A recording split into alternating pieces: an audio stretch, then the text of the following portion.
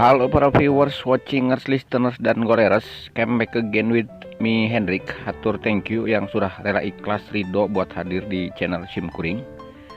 Mudah-mudahan berfungsi baik untuk bisa membuat Anda tidur nyenyak dan bermimpi indah di negeri dongeng. Misalnya mimpi piknik kayak ke planet Mars bersama orang yang Anda taksir tapi selalu PHP. Aduh, menyentuh sekali kata-kata Muna. Kali ini kita akan mendongengkan secara implisit sebuah alur cerita film action luar biasa. Ini adalah film yang dibintangi oleh aktor saudara saya, yaitu saudara lain ibu lain bapak. Dia adalah si misterius face, kalem, tapi sangat sadis dalam melakukan adegan-adegan tanpa belas kasihan di semua film-filmnya. Dia adalah Michael Jai White.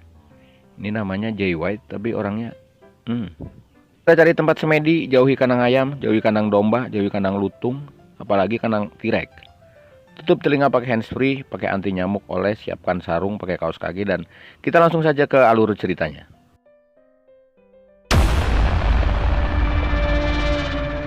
Scene diawali dengan adegan seseorang yang sudah sangat kebelet banget, kayaknya pengen koit. Koit bahasa apaan koit? Intinya dia sudah kebelet banget pengen mati. Dia coba memasukkan beberapa peluru ke pistolnya, namun ternyata nasib berkata lain. Usaha dan jerih payahnya untuk mati ternyata kandas dan nihil tanpa hasil, dan ditolak kayaknya oleh malaikat pencabut nyawa. Sosok pria sangar itu adalah John Chapman, atau kode panggilannya adalah John Falcon, tokoh utama dalam film ini. Dan andai saja tadi usaha bunuh dirinya berhasil, saya yakin cerita film ini akan selesai kali ya. Ya mau bahas apaan coba kalau tokoh utamanya baru main langsung koit, langsung bunuh diri, kan selesai kali bro. Oke lanjut. Terancana John Chapman, atau sebut saja John Falcon supaya saya nggak belibet lah nyebutnya, adalah seorang mantan tentara perang Timur Tengah yang merasa trauma dengan semua kekejaman selama menjadi tentara di Timur Tengah tersebut, di mana pembunuhan demi pembunuhan terjadi selama dia menjalankan tugasnya di Timur Tengah. Dan disitulah ternyata yang membuatnya selalu kebelet banget pingin mati kayaknya. Dan di suatu pagi John kedatangan adik kesayangannya, yaitu Cindy, yang diperankan oleh aktris Laila Ali, yang tinggal di sebuah kota gangster di Brasil. Scene selanjutnya berpindah ke sebuah kota tanpa aturan, kota dengan sejuta kejahatan, narkoba dan gangster, atau di film lain kota ini disebut juga sebagai kota Tuhan atau God City. Kota dengan kriminalitas tertinggi dan sangat berbahaya. Nama kota dalam film ini adalah Favela. Kota sangar tersebut hanya dijaga oleh beberapa polisi, dan salah satu polisi idola mereka yang terkenal di sana adalah Katarina, yang diperankan oleh Miri Ruperto. Suatu hari Katarina berpatroli dan mendapat laporan dari anak-anak yang bermain di pantai bahwa ada sesosok mayat ditemukan di pinggir pantai. Dan begitu dilihat, sosok mayat tersebut adalah Cindy, adik John Falcon. Tapi ternyata Cindy masih hidup walaupun sangat terluka parah.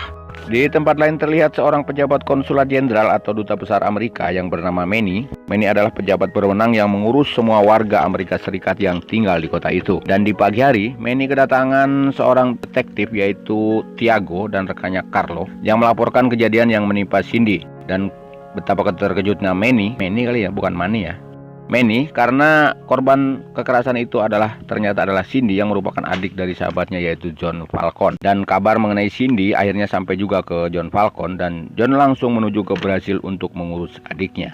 Kembali lagi ke suasana kota Favela. Terlihat di kota itu sedang ada pertunjukan capoeira, dan terlihat Katarina sedang berbagi-bagikan minuman untuk semua pengunjung.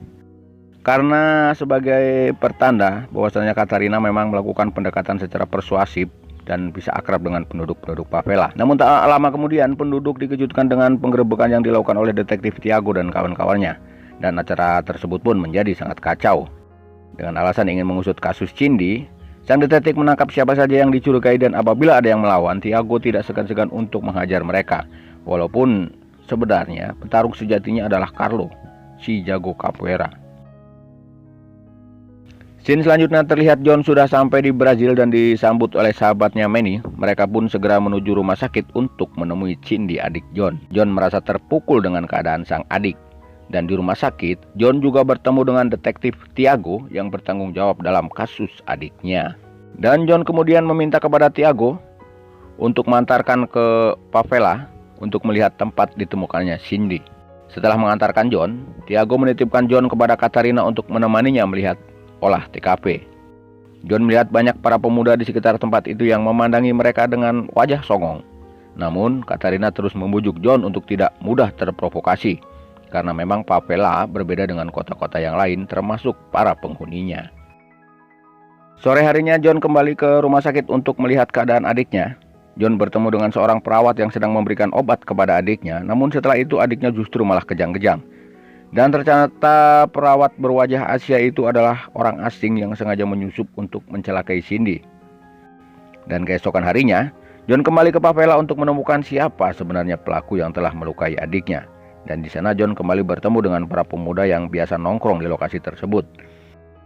John menghampiri pemuda tersebut dan coba menanyakan perihal kalung Cindy yang dipakai oleh sang pemuda. Namun dengan wajah curiga, justru sang pemuda tersebut malah melawan. Perkelahian pun terjadi sampai akhirnya Katarina datang untuk melerai. Dan setelah John diperkenalkan dengan pemuda tersebut, terkuak sudah bahwa mereka satu nasib dengan John, di mana adik sang pemuda juga diculik oleh seseorang yang telah melukai Cindy. Dan dengan sedikit petunjuk, akhirnya John melakukan penelusuran termasuk mencari keterangan dari orang-orang yang pernah bekerja dengan Cindy. Di antaranya adalah fotografer yang mendokumentasikan seluruh kegiatan Cindy di favela.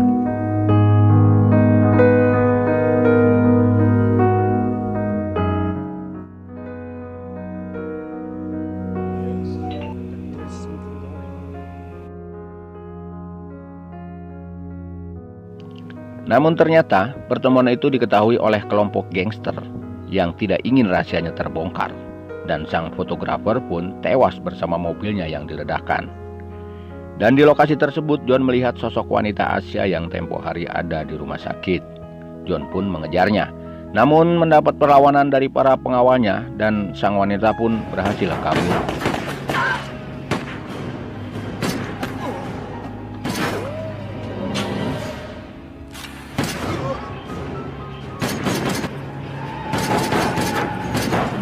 Kejadian tersebut diceritakan kepada sahabatnya yaitu Manny, di mana dia melihat orang-orang bertato menyerangnya. Dan dari penyelidikan mereka menemukan petunjuk sebuah tempat yaitu kafe di kota itu. Dan malam harinya John pun mendatangi kafe tersebut, dan benar saja John mencurigai seseorang yaitu sang disc joker atau DJ di tempat itu adalah merupakan anggota dari kelompok yang menyerangnya. John pun mengikuti pria tersebut ke dalam toilet. Dan di toilet tersebut John memaksa untuk memberikan petunjuk tentang organisasi yang sedang dia buru. Dan walaupun dengan susah payah dan siksaan khas John, maka petunjuk pun didapatnya, yaitu sebuah tempat atau villa di pinggiran kota. Sementara itu di tempat berbeda sang detektif sedang merencanakan penyerangan ke kota favela dan memberikan instruksi kepada para anak buahnya untuk membasmi semua warga kriminal di favela, serta jangan segan-segan untuk membunuh mereka yang melawan. Mereka pun langsung menyerang kota favela. Perang sengit pun terjadi antara petugas kepolisian dan para warga kota tersebut. Sementara John dan Manny menuju tempat villa terpencil di pinggiran kota sesuai petunjuk. Dan ternyata tempat tersebut adalah tempat maksiat para setan pemuas nafsu, para wanita penghibur, dan para pria hidung zebra menghabiskan waktu untuk bersenang-senang. Dan hal tersebut ternyata diketahui oleh kelompok sang wanita. Anjing, domba koplok. Dan ternyata kedatangan John ke tempat itu diketahui oleh kelompok sang wanita Asia. Dan John pun digiring ke tempat sepi untuk dibunuh. Namun John kembali bisa melawan dan menghabisi semua penjahat itu. Kembali ke favela di mana Tiago dan anak buahnya sedang melakukan penyerangan. Di situ anak buah Tiago menemukan sosok muka Asia yang mencurigakan. Dan setelah Tiago menghampiri tempat tersebut, ternyata Tiago justru menembak anak buahnya dan menyelamatkan pria Asia tersebut. Anjrit, khianat siap koplok. Dan disinilah terungkap bahwa Tiago dan rekannya ternyata adalah pengkhianat yang bekerja sama dengan komplotan penjahat tersebut.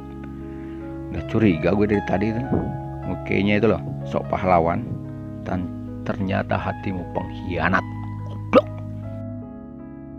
Sementara itu di tempat berbeda terlihat sang ketua gangster. Dalang dari semua ini, dia adalah Hirimoto, yaitu salah satu ketua gangster paling kejam dari Jepang, yaitu Yakuza. Ternyata dialah ketua dari kelompok Yakuza di kota itu. Terlihat dia sedang marah karena usahanya telah dikacaukan oleh John Falcon. Dan dia pun menghubungi Tiago yang merupakan kaki tangannya di kepolisian. Dan ternyata di saat itu dia juga sedang menunjukkan kekejamannya, yaitu mengeksekusi seseorang yang telah membocorkan tempat rahasianya kepada John. Sementara itu John masih berjibaku dengan para anggota Yakuza yang berada di tempat maksiat tersebut. Satu persatu anggota Yakuza tersebut berhasil dibunuhnya. Sampai akhirnya detektif pengkhianat si Tiago bersama polisi Bagger Katarina menghentikan aksi John. Dan Tiago meminta Katarina untuk mengantarkan John ke hotel. Dan Tiago berjanji akan menyelesaikan dan mengurus semuanya. Katarina dan John pun keluar. Namun John mempunyai insting tajam, langsung kembali ke dalam dan bersembunyi di dalam mobil Tiago. Sementara itu Katarina menuju ke rumah sakit tempat Cindy dirawat. Dan benar saja, begitu Katarina sampai di rumah sakit, sudah ada si cewek cantik Asia akan membunuh Cindy. Dan Katarina pun menembak wanita Jepang itu, hingga mengakibatkan sang wanita Asia tersebut tertidur dan nggak bangun-bangun untuk selamanya. Koit bro, tidur. Ini berlanjut di sebuah gudang, di mana gudang tersebut dijaga ketat oleh para anggota Yakuza, dan ternyata tempat tersebut adalah tempat di mana para wanita-wanita Brazil akan diselundupkan ke kota Jepang untuk menjadi wanita penghibur di sana. John yang bersembunyi di dalam mobil Tiago berhasil menyusup masuk ke tempat itu dan menghubungi rekannya Manny untuk segera menyerbu ke tempat itu. Sambil menunggu pasukan Manny menyerbu, John berusaha sendirian untuk mengagalkan transaksi pengiriman wanita ilegal tersebut. Dalam adegan ini terjadi perang yang tidak seimbang, yaitu antara John Falcon melawan kelompok gangster Yakuza yang dibantu juga oleh sang detektif korup, yaitu Tiago dan rekannya.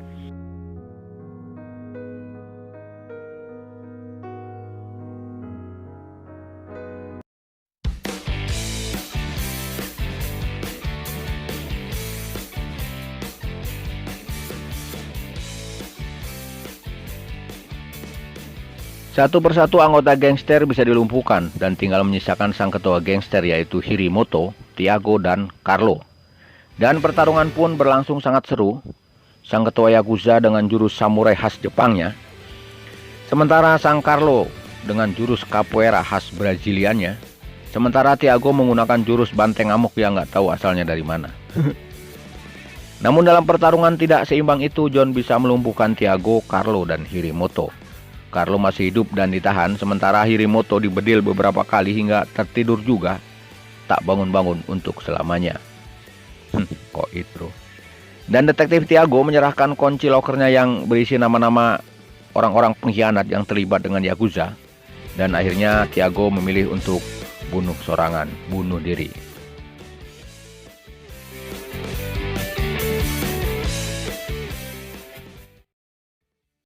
Di akhir film terlihat John mengunjungi rumah sakit dan berkonsultasi dengan dokter. Dokter mengatakan bahwa penyembuhan Cindy akan butuh waktu yang cukup lama dengan hitungan tahun. Namun akhirnya sahabat John, yaitu Manny, menawarkan pekerjaannya untuk kembali menjadi agen rahasia supaya dia bisa menutupi semua biaya rumah sakit untuk adiknya. Dan akhirnya John Falcon pun kembali bekerja untuk memburu para penjahat. Dan akhirnya tamat. Demikianlah review film Falcon Rising. Rising ya, bukan ngising. Hikmah dari film ini adalah jangan membangunkan harimau tidur, karena di balik lemah lembut seseorang terkadang memiliki kekejaman lebih dari yang kita duga. Cie. Baik para bongers, tetap sehat. Salam hangat untuk orang-orang yang Anda sayangi. Dukung channel ini kalau memang Anda suka. Silahkan subscribe, like, komen, dan share ke media sosial kalian supaya lebih banyak teman-teman kita yang terhibur di luar sana. Lumayan untuk mengobati mereka-mereka yang kurang piknik, mendengarkan alur-alur film yang sedikit ngecapruk, tapi ya minimal bisa menghibur. Baik, terima kasih. Saya Hendrik. Salam layar miring.